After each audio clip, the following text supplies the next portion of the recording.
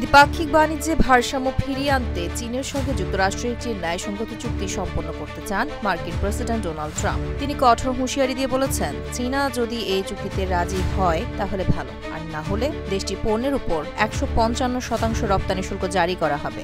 সোমবার ওয়াশিংটনের হোয়াইট হাউসে অস্ট্রেলিয়ার প্রধানমন্ত্রী অ্যান্থনি অ্যালবানিজের সঙ্গে বৈঠকের আগে সাংবাদিকদের সঙ্গে মতবিনিময়কালে ট্রাম্প এই মন্তব্য করেন।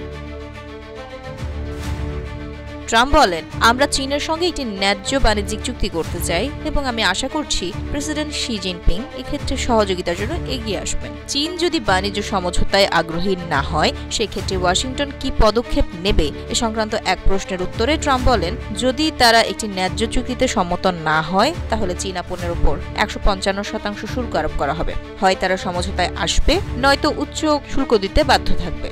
বিশ্বের অনেক দেশ যুক্তরাষ্ট্রের কাছ থেকে অন্যায্য ফায়দা লুটছে, এটা বন্ধ করতে হবে।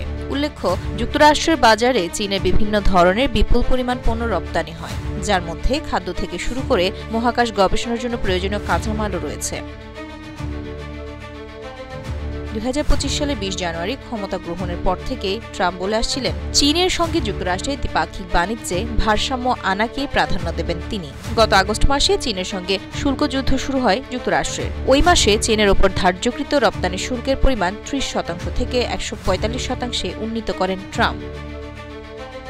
পাল্টা পদক্ষেপ হিসেবে চীন ও মার্কিন পণ্যের উপর নির্ধারিত শুল্ক 10% থেকে 125% বর্ধিত করে। পরে অবশ্য এই মাসে বেইজিং, ওয়াশিংটন উভয়ই পরস্পরের উপর আরোপিত বর্ধিত শুল্ক 90 দিনের জন্য স্থগিত করে, যা নভেম্বর মাসে শেষ হবে।